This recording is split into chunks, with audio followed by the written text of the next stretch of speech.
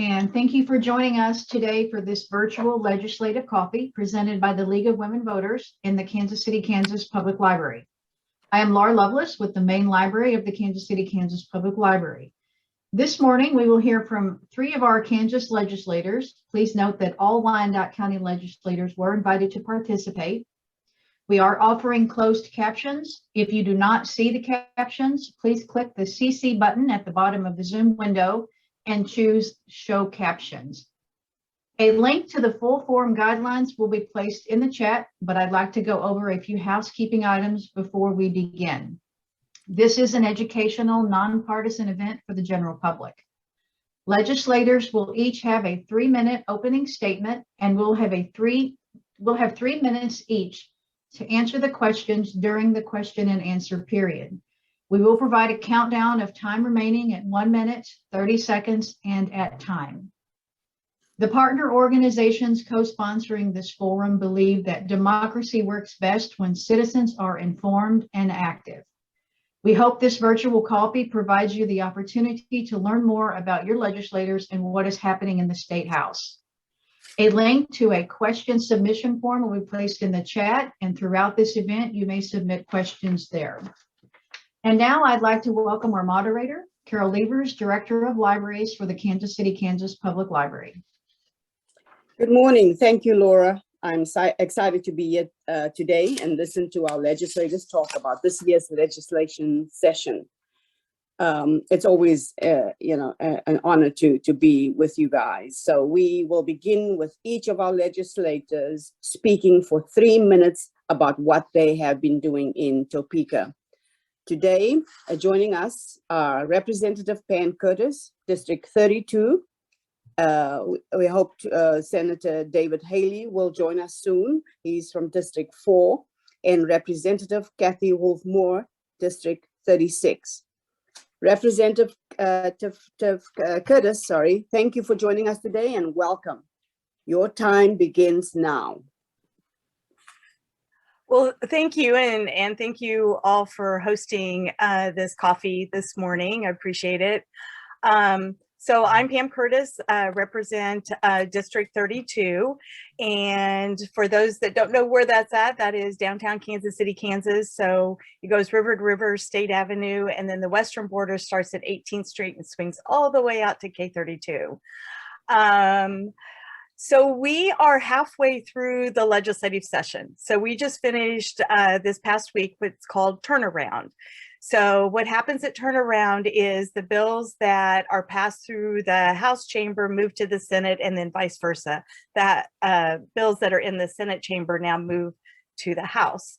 So last week, we actually voted on fewer bills this session than we ever have since I've been there, and as people who've been there longer than me say, for quite some time.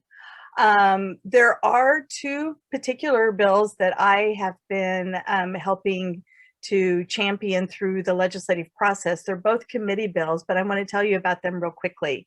One is the Clean Slate Bill. This bill would provide for an automated process for expungement of criminal records. What this would do, it would be limited to those cases that are not guilty, dismissals, and diversions. But what this would do is it would open up a barrier that many face by having to report that criminal record when they go to apply for a job or for housing or even for some educational opportunities. So I'm real happy that that bill is still somewhat alive. There has been a Clean Slate Coalition that started in Wyandotte County, has grown to be a statewide coalition that has been working on this issue for 3 years. So real happy that we have able to at least get it this far, and hopefully we'll be able to push it on through this year. The other bill I want to tell you about is a bill that I've been championing in our Commerce, Labor, and Economic Development Committee. It's called the Upper Story Bill. What it would do is it would allow for a financing tool to take the upper stories of commercial buildings built before 1960 that are located in an economically distressed urban area to be renovated for affordable housing. This is an incentive that we provided to the rural communities last session. And so it was something that I thought would fit real well with our community, especially as you talk about our neighborhood corridors along like Strong Avenue, Minnesota, Quindaro. And we have a lot of those old grocery store buildings that are like tucked into neighborhoods that would just be perfect for like live work kind of situations. So anyway, I'm sure I've like bumped up on my limit here on time. So I will go ahead and stop there, and I look forward to all your questions. Thank you. Okay, Representative Moore, thank you for joining us today and welcome. Your time begins now. Thank you very much. And it's an honor to be here. And I love the quote, democracy works best when citizens are informed and active, what you started this webinar with. And that could never be more important than now. You know, we've got so many important issues we need to be dealing with this year. We should be dealing with Medicaid expansion, telehealth, the food sales tax, how we're going to spend the surplus in our budget. But instead, we find that we're most of the time in a defensive posture from all of the really, really dangerous and bad ideas. And, you know, one that I think your group in particular is probably aware of is redistricting. As you know, we have to do this every 10 years because population shifts. And the redistricting committee, which is made up of legislators, Democrat and Republican, went to 14 cities to hear what they thought. And there were some very, very common themes. And chief among those themes was that Wyandotte County should be kept with the metro area of Johnson County, the urban area of Johnson County, because we have so much in common and we have worked so well together. Well, after hearing that, virtually everywhere, they did not do that. They split Wyandotte County in half. And the dangerous part of that is, there's many things that are wrong with that, but one of them is it really weakens our voice with our congressional person because we're split into two separate districts. Now, if you're following it, you might know that that's been challenged in court. So we don't know, there's a couple different challenges.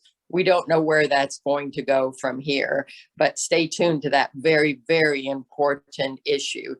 The other thing that we've had to fight battles on is education. I'm not on the education committees, so I'm not the expert on them. But at a time when teachers have been pushed to their limits because of COVID and what they've had to do in their classrooms, there are several bills that are an outright attack on teachers. You know, other than healthcare, I don't know who's had it rougher than teachers trying to teach during a pandemic, and they're leaving because of that. And now I fear they're going to continue to leave because of some of the just outright crazy, terrible ideas and attacks on teachers. So that's one issue. And then the other issue that's really that I don't know that there hasn't been as many articles about it. Is that my time? Just tell me when to stop. Is the things that are going on around vaccines. So there's one bill in the House that would essentially take the ability for the Kansas Secretary of Health and Environment, the doctors, the scientists groups, their ability to take away, to add vaccines to the current vaccine schedules or take them away when kids enter schools and give that job to the legislature. I can't think of a worse idea than politicizing which vaccines are required and which are not. And I think I heard the bell for my time. Thank you, both of you. Now we will move on to our questions. And we'll start with Representative Pam Curtis. Do you believe the Astra redistricting map that was vetoed and overridden fairly represents Kansas of color? Why or why not? No, absolutely not. And Representative Moore, mentioned a lot of those reasons as to why that is, but it just cuts, communities of interest, and it dilutes the voice. The one map, at Astra, it splits Wyandotte County right down I-70. There was another map that was proposed that cut Wyandotte County right down 65th Street. I mean, neither of those maps do any of our community justice. So I just really think that the courts will find them that, that those are unconstitutional maps drawn that way. Thank you. Representative Moore, do you want to add something to that? I agree with everything Pam said. The whole point of this is to split up the Democratic voice in Wyandotte County. I mean, Susan Wagle said, the former Senate president, in a Republican speaking engagement a year or so ago, she said that we can draw four Republican maps that assure Republican congressional representatives. Now, whether you're a Democrat or Republican really doesn't matter. We should draw fair maps that let the people decide who their representative is, not us drawing a map to assure that a representative loses or wins the seat. Thank you. The second question, on February 10th, the Unified Government Board of Commissioners passed the Safe and Welcoming Kansas City Act. In response, Attorney General Derek Schmidt has filed legislation banning local governments from issuing photo IDs and blocking any rules that restrict local authorities' cooperation with federal immigration enforcement. What do you see as the status of the sanctuary city issue in Kansas, and what will happen with this bill? You want me to take that first? Yes, sorry. So, I mean, this is just like another example of the state encroaching on local control. And, quite frankly, I do think that the bill probably will get a hearing. It was introduced in House, Federal, and State Affairs Committee, and that is an exempt committee. I imagine, since it was at the request of the Attorney General, that there surely will be a hearing held on that bill. Just so that everybody knows, Representative Luis Ruiz is the ranking Democrat member on that committee. So he would be a good person to reach out to find out when that hearing is scheduled.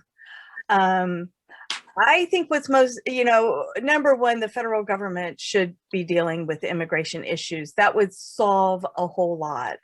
And so what happens then is states and local communities, they try to find a way to make their community safe, to have all the residents engaged. Municipal IDs are not a new thing. There's many cities that have them.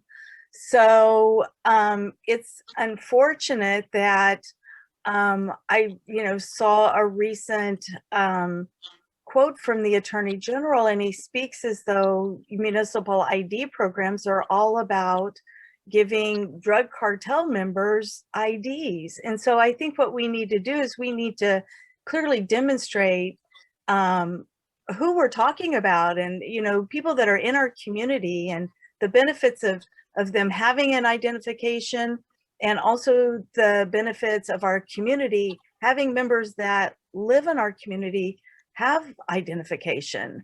There's a lot of benefit to it. So anyway, it's unfortunate that once again, the state wants to swoop in and tell local, communities what's in their best interest, when we know how diverse our communities are across the state. Moore? Yes, I absolutely agree with everything Representative Curtis just said. There's 105 unique counties in Kansas, and it doesn't really matter which side you are on this. Our commission had a vote, fair and square, had a hearing, and decided to do this. So and local control is so important, because we know our counties better than state officials. And I would also say that, the overlay on everything this year is the gubernatorial race. And so that's why we're hearing so much more from Derek Schmidt this year, because there's a gubernatorial race and he's the top candidate. And I think this is just designed to divide people in the legislature and divide our communities, and he must think it's a popular stand to take with constituents. I fear if it got out of Fed and state, I think it would pass on the House floor pretty overwhelmingly. So this really is very concerning.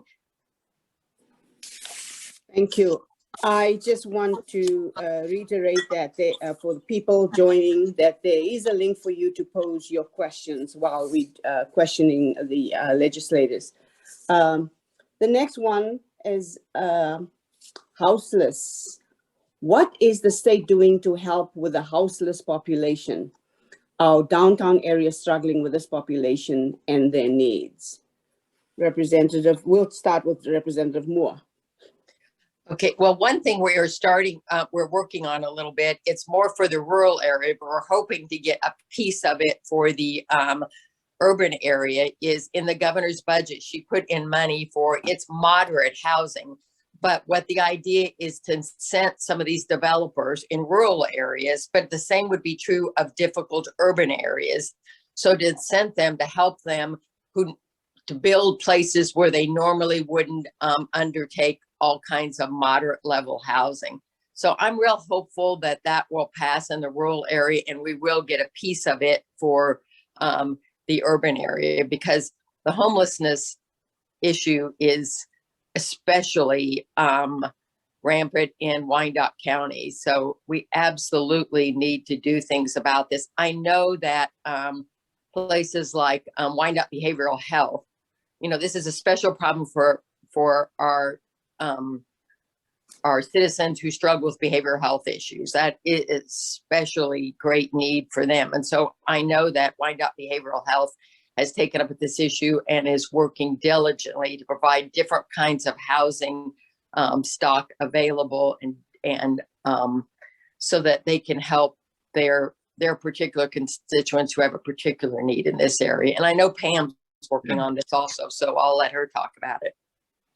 Yeah, I can just add on to that. So, for the first time in 30 years, our Kansas Housing Resource Corporation, they undertook a housing study, and that came out late last year. There's a lot in that housing study. So I think before we move forward, housing has become like a huge topic. And as we grow more jobs, there is just this increasing demand on housing.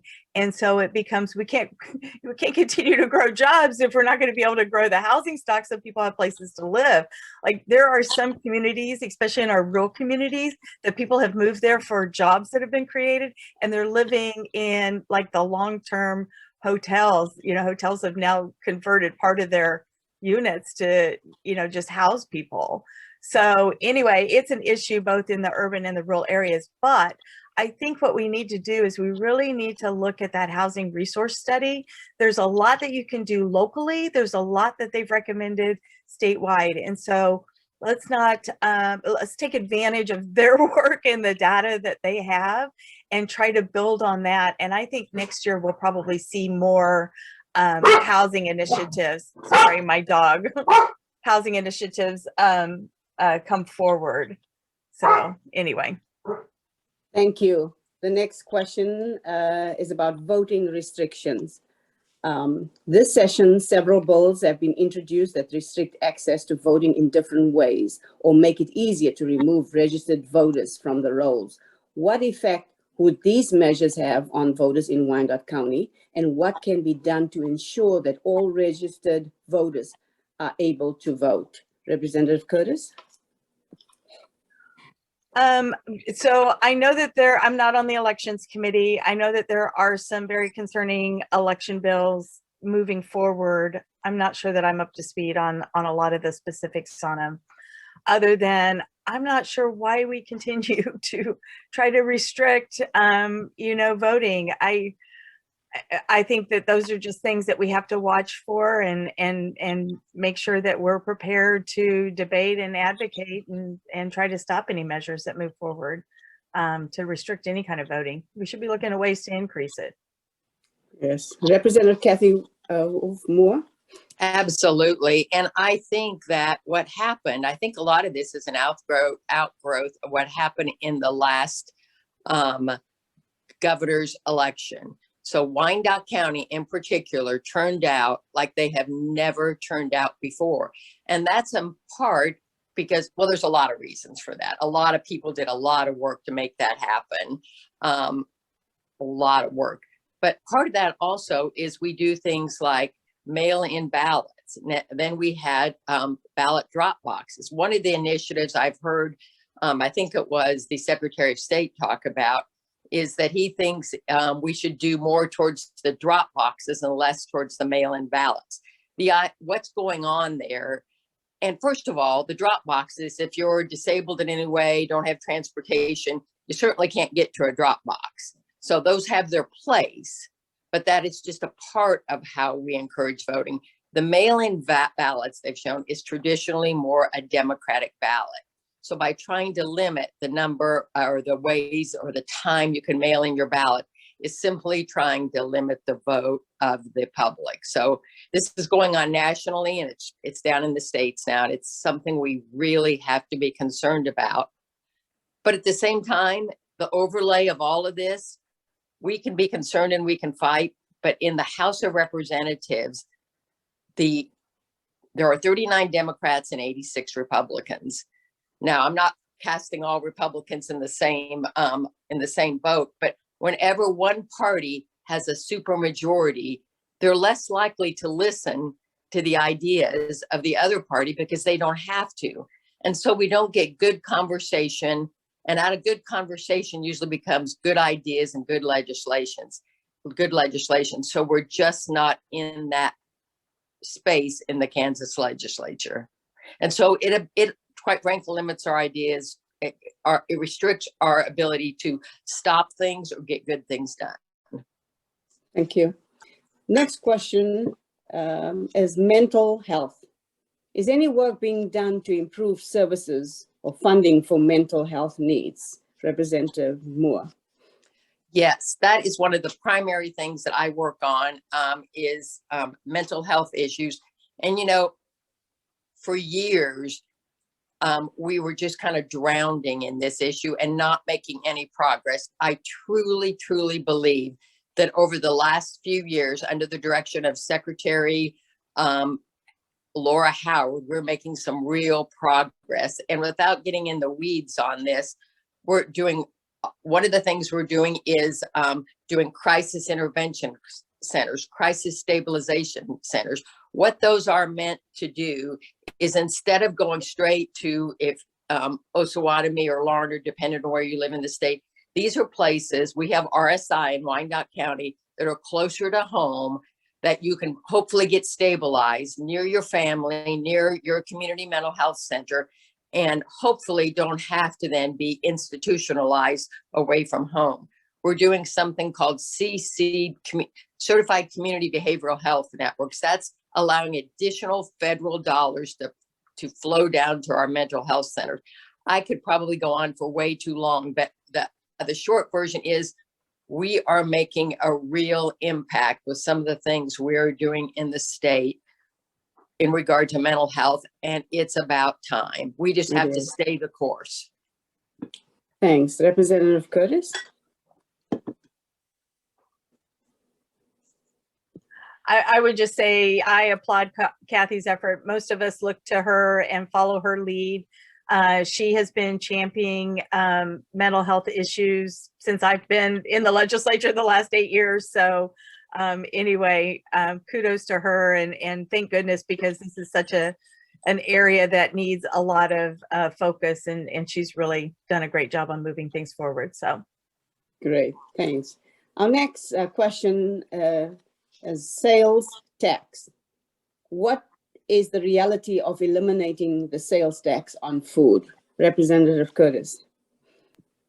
Well, I hope that we can, get there. There's there's overwhelming support. I don't know that there's unanimous, but there is overwhelming support.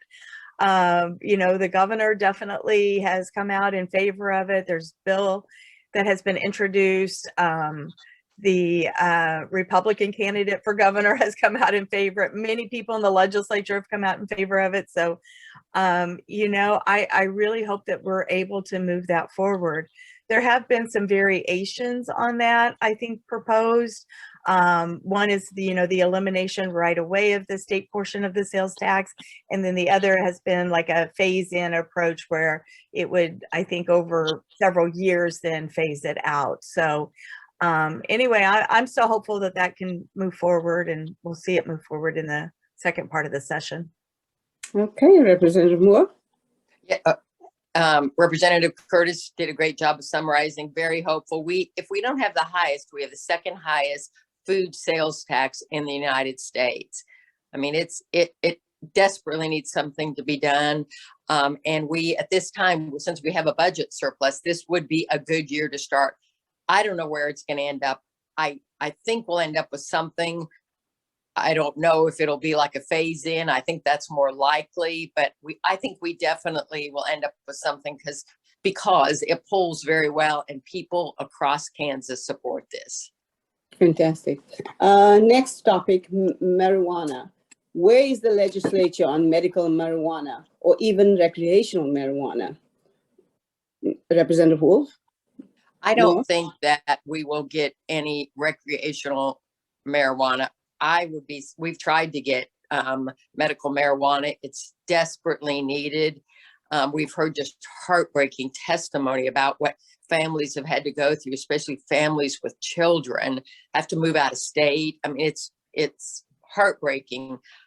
The way the year's going, I would say we won't get it done, although it's desperately needed. But hard telling in the Kansas Legislature. Representative Curtis? Yeah, I would agree. I'm not sure if we'll get it done this year. There is a lot of support for medical marijuana.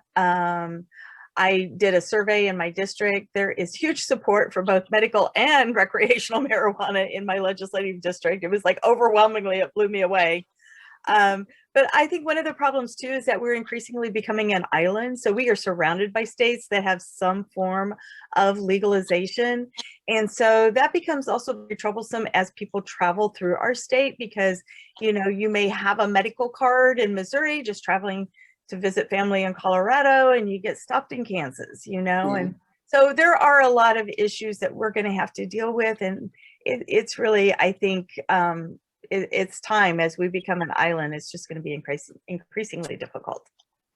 Thank you. The next question, Medicare. Can you speak about the expansion of Medicaid and how it will benefit the birth of to 3 population and assisting in funding needed equipment? Representative Curtis? I'm going to let Representative Wolfe Moore take this one. She is our Medicaid, our Medicaid expansion delegation expert. So I'll let Kathy talk on this. Thanks, Pam. So just so everyone knows, Medicaid expansion, every state around us has now passed this. So they are accepting the federal money to insure patients. 150,000 Kansans would benefit from this. These are people who either aren't poor enough for traditional Medicaid or don't have enough resources to get the tax credits. These are the people in the middle, 150,000. And the federal government even added an extra kind of incentive. They would give us an extra bump without getting in the weeds. We'd get an extra $400 million over the next 2 years if we pass Medicaid expansion. Medicaid expansion would only cost us the 10% that the federal government doesn't. So that would only cost us $40 million a year. So in other words, in exchange for us paying $80 million, we'd get $400 million. It is absolutely budgetary malpractice that we're not doing this. I mean, think about the economic development benefits of it also. I mean, whenever you're going to put 150 people in getting medical care, it's going to increase all kinds of need for supplies and employees and places for people to go for healthcare. So it is the absolute right thing to do. We're falling behind. It would benefit our families, especially those hardworking people who have jobs where they either don't they don't have access to insurance, or they can't afford it. This makes 0 sense. 38 states have done it, and every state will eventually do this, and we're being left behind, and our families in Wyandotte County and Kansas are being left behind. Thank you. Just want to reiterate again, there's a link for you to pose your questions if you so choose. Our next question is around water rights. What do you think of HB 2686, which will establish the Kansas Department of Water and Environment to tackle water usage in Kansas? Representative Curtis. I'm not sure if I'm very familiar with that bill. My office mate actually serves on the water committee, so occasionally I'm listening in as he's on a meeting and mine is ended. So I know it's a huge issue. I know that we need to tackle the water issues on a statewide basis because it impacts us in every way. And there is the struggle, there is the need to focus on the ag side of water usage, but there's also the need that we have to focus on the need for clean drinking water, particularly in our urban areas. And so trying to balance all of those issues just seems like it is a monumental task. But I know this water committee has been meeting for the last 2 years. There is now a state water plan. And I know that the governor has added additional funding this year to help fund that. So hopefully we are getting somewhere and on the right track, but it definitely, I know, is an issue that probably all of us will become much more familiar with in the coming days and months. Thank you. Representative Moore? I can't add anything. I'm not on the water committee either, and I'm not too familiar with that bill. The only thing I know is that the governor sees it as a high priority because she has added additional funding for water. Thank you. Next question is around school funding. Why does school funding have to come from property taxes? That funding model seems discriminatory towards students who live in areas that do not generate a lot of property taxes. How can education funding across Kansas be reformed so that all students, regardless of zip code, have access to the same quality public education as anyone else in the state? Representative Moore. I am not on the education committee, but I actually believe, and I'll let Pam maybe weigh in, I actually believe that if we just fund the current school funding program we have now, it does exactly that. It allows all kids, because it's equalized. So in Wyandotte County, because we don't raise the same amount of property taxes that other communities do, it's equalized. Now, I do worry about some of the things they're going to do this year that might disequalize Wyandotte County. But I think that's what the current school funding does right now. It equalizes it and allows for all districts, regardless of the amount of property tax they bring in, to offer the same quality education. We've got so many bad bills, though, in regard to education up there this year that it is truly dangerous. Thank you. Representative Curtis? Yeah, I think I too am not on the education committee, so just catch little snippets of things that are going on until it gets to us on the floor. But there is just this continued attack on public education.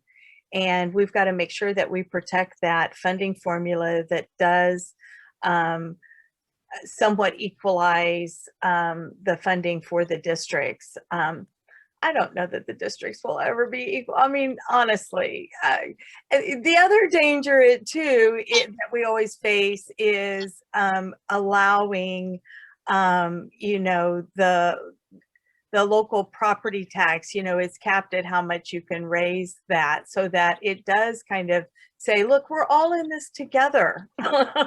We need to fund education statewide. So it shouldn't matter what zip code you live in as to the quality of education that you get. And that's just going to be a constant fight. I think another thing that we have to take into consideration is that at the state level, when they are making those funding decisions, it is so focused a lot on data and achievement and scores. And so, you know, that's an area that too, we just have to make sure that we are highlighting and making sure that we're making progress. Thank you. Next question is about budget surplus. What do you think Kansas should do with its unexpected budget surplus? Representative Curtis? Number one, build a rainy day fund. and then number two, you know, there's been so many areas that have been underfunded, you know, this past decade. And there's so many investments that we need to make. And so I think how the governor has set up the Spark Committee, a way to, you know, process those ideas and those proposals so that we are funding, you know, putting the funding where it's critically needed. I mean, I have my own ideas of what I think is most important, but I think, you know, having all those voices around the table and weighing all of that so that we get the biggest bang for our buck, because this is not something that comes our way all the time. So we need to make sure that we're maximizing it. And Kathy is much more closer to all of those funding issues, so I'll let her chime in on that. Representative Moore? Absolutely agree about the rainy day fund. It's not unlike your own times. You should be putting some aside so when the bad times come. We also are looking at paying off some of the debt.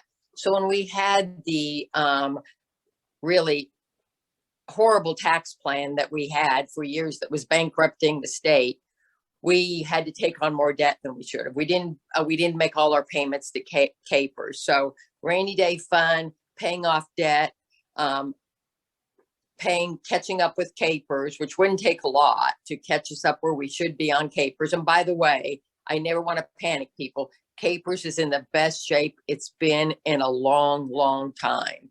So we're good on that, but we need to pay off that debt. And then, as Pam said, fund some of the things that we couldn't fund because of our budget problems, you know, mental health being one of them.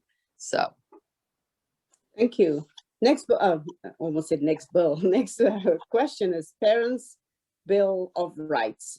What is your assessment of the Parents' Bill of Rights legislation that has been introduced in Kansas and in the other states? Representative Moore? You know, there are about 4 bills, and I'm not sure which one exactly that is, but it's it's a terrible idea, number one, because what you're doing is you're pitting teachers against parents at a time, as I said in my opening, when teachers are leaving the profession in droves, and the higher ed people will tell you that they're not educating enough teachers. So people just start going into that field. You know, it isn't bad enough that they have incredibly difficult jobs. They've had a pandemic. We don't pay them enough. And now we're doing this. So one of the bills would require school districts to provide kind of an online portal or inventory that they have to inventory every book, every magazine, every newspaper, every picture, anything they would use in the classroom. Can you imagine the time that would take from school staff or teachers? Everything they'd have to inventory. Then they have to get feedback from the parents to see if there should be a parental warning label on some of it. I mean, if this doesn't drive teachers to the brink, I don't know. So I don't think in our House education K-12 budget, we're doing one good thing, not one. We're doing all bad things. Representative Curtis? I can't add more to that. It's just alarming, the attack coming out of our K-12 budget committee.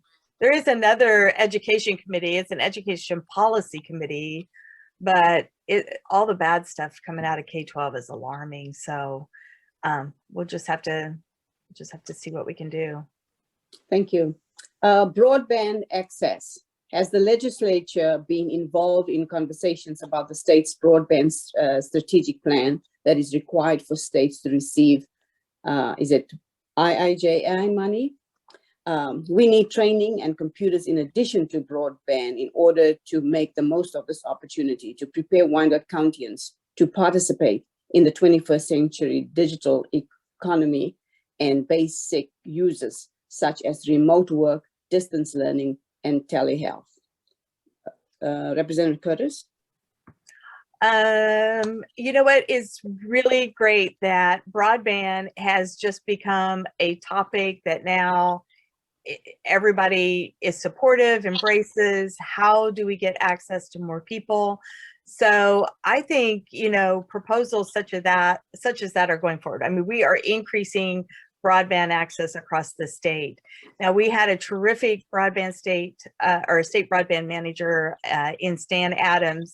And unfortunately, this is his last week, but a lady, he's at the Department of Commerce, and he is just a wealth of information and resources. But a lady that has been working with him, I think, is going to move into that position, at least in an interim, for an interim period of time. But I think that I mean, there's so much more to do, but we have just made a ton of progress the past few years. And a lot of that is because of the federal funding that has, you know, come available, and that we have actually removed barriers for those other, you know, more of the smaller build companies to actually, you know, build and install the broadband infrastructure. You know, previously it was only the larger companies, and they were a little bit slow sometimes to take service to certain communities. So anyway, we now have others that are filling in that gap. So I think broadband is just, you know, continue to advocate for what is needed, but it is in a good place, and there is a lot of funding that's available right now to help with those issues. Thank you. Representative Moore? Representative Curtis has been a leader on this issue. She knows 10 times more than I could possibly know about this issue, and has worked really very diligently on it. I would only add, because you mentioned telehealth, so broadband access, especially when you get into certain areas of the state, would be so important to continue telehealth. You know, during the pandemic, telehealth became the way most people many people saw their doctors when they did not get out to the doctor's office because of the pandemic, or if you were in rural Kansas and weren't making your trips to Wichita or Kansas City to see your specialist. So that is, and now people have adjusted to that, and they want to keep doing telehealth because it removes some barriers. It removes the distance barrier, transportation barriers. It just makes it access to healthcare so much easier and better for many people. The problem is we have a bill. We need to pass some legislation to continue telehealth as we're doing it today, and that's being blocked in the legislature because the insurance companies don't want to continue to fund it. So something so important is being blocked in the legislature. Thank you. Redistricting again, for either of you, if the court decides the redistricting is unconstitutional, what is the next step? Representative Moore? I think the next step, Pam, correct me if I'm wrong, I think the next step is that committee has to go back, that redistricting committee that was appointed of legislators, it's Democrats and Republicans, has to go back to the drawing board and come up with another map, right? Is that right, Pam? Yep, yes, that's correct. They have to go back and draw another map. And then I don't know at what point, I don't know how many times they get to draw another map if that one's rejected. It does work. Okay. No. What has caused such a large budget surplus? I think the main reason the budget surplus is because we have gotten rid of the terrible tax plan that we had that gave tax breaks to so many people that were unnecessary and didn't stimulate the economy and just drained our budget. So actually just there's probably a lot of different things, but I think 80% of it is rescinding that terrible tax plan that we had that had so many giveaways in it. Great. Same, Reverend Curtis? Yeah. Okay. I'm going to jump a little bit. What can be done to protect the rights of LGBT persons in Kansas, including children? Representative Curtis. Well, I think we continue to see measures be brought forward that would add them to those protections. I think it is just a matter of convincing the majority of the legislature to vote for some of those measures. So we do, I think it helps that we have some LGBT members in our caucus, and they are very good about talking through issues and very approachable. So I think that helps also move those issues forward. Fantastic. Representative Moore?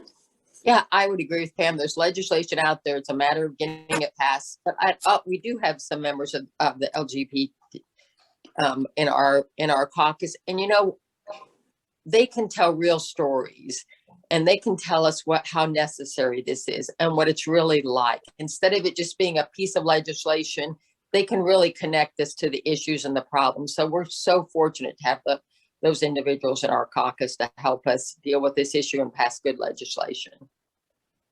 Let's go back to transparency. What can be done to make the legislative process more transparent? The fact that legislation can be filed anonymously is very troubling, and I've seen committees limit testimony in a very unfair way. Is there anything that can be done to change these undemocratic processes? Representative Moore? I mean, the list could go on and on. Really, the legislative process has been broken. How we conduct things today would never have been done, well, even 10, 12 years ago, but it's steadily declined. For example, if they think a bill won't pass on the floor and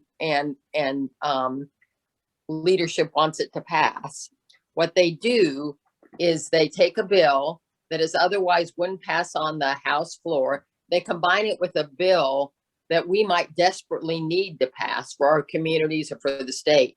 And so then you're put in this horrible position of voting for one bill you definitely need in your community. At the same time, it's tied to a bill that is absolutely terrible. So I can't think of anything less transparent than that practice. And that happens all the time. There is always a way in the Kansas legislature to circumvent the will of the majority. Sorry to say. Representative Curtis? Yeah, no, I agree. It's just the process and some of those maneuvers and things that happen that just, they aren't transparent, and it's just discouraging. But I would say that we have made a little bit of progress over the past few years, and COVID has kind of forced this, because we have now equipped all of our committee rooms with cameras, and so anybody can actually tune in, and it's really easy to find. If you go to the KSLeg website, you can just find it up in the right hand corner, and you can access any committee meeting. You can watch it, you can listen to it, and it has allowed more people to add their voices in testifying, because you can now testify in person, or you can testify via WebEx with those new technology investments. So anyway, that's just, a little bit of a good part of it that has, I think, helped make it a little more transparent, in that it's just more accessible for people to view and listen to and participate. Certainly.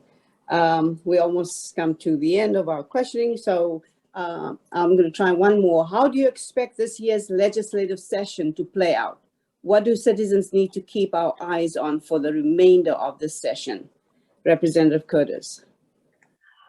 Well, it's hard to predict. We're only halfway through, but I'm still hopeful. I'm still hopeful that we're going to get, a few things done. We're not going to get a whole lot done. It's a campaign year, and so I imagine it won't be a long session. It will be a shorter session, and at some point in March or April, we'll buckle down, we'll get a budget done and anything else necessary that we have to get done. And I just hope that we're able to move forward on a few issues. I certainly hope that we're able to do something on the food sales tax, because that would help so many people, and definitely some of the criminal justice reform things that we're working on. If we could get some of those things passed as well, it would help a lot of people. Redistricting, I think, is just going to continue to be a fight and a struggle, and hopefully, you know, I think most people are focused on the congressional district maps, but you know, we still have the House and Senate maps to go as well, and so our districts too will be shifting and adjusting as well. So anyway, I thank you all for having us today. I appreciate all the questions, and feel free to reach out anytime anybody has a question and or needs some information on any of the things we're working on in the legislature. Representative Moore. Thank you very much. I've really enjoyed this. And, I want to comment on something that Pam said. She's absolutely right about the transparency that has been allowed because of COVID, and take that opportunity and watch the committees that you're most interested in. If you have any trouble or confusion about accessing that, call one of us and we'll walk you through it. But that is, you can really see what the legislators are doing by watching that. As far as this year, I think we'll get something on food sales tax. I completely am disappointed because I don't think we'll get any movement on Medicaid expansion. The thing in Kansas City, Kansas, for the Kansas City, Kansas, Turner School District, Bonner, Edwardsville, what I would be most concerned about is what's going on in education. I would be most concerned about that. Depending on some of these bills, could be very detrimental, in particular to the KCK school district. So I think that's what we need to focus most on, is watching what happens in education. That you can watch the K-12 budget committee, 3:30 most days. They don't meet every day, but most days. K-12 budget committee. There's an education committee too, but the K-12 budget committee is what the damaging things are coming out of. 3:30. Tune in and watch it. Thank you. Thank you so much. It was really an honor to be the moderator this morning, and it's always good to see you guys. Is there any way, we got so many questions, that we couldn't pose to you, maybe to email you and you guys can answer us back, and we can maybe add it to our webinar, our video, as we shared with our people.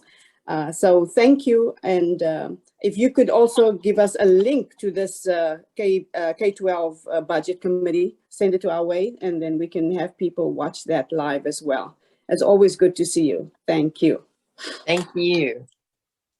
Thank you, Carol.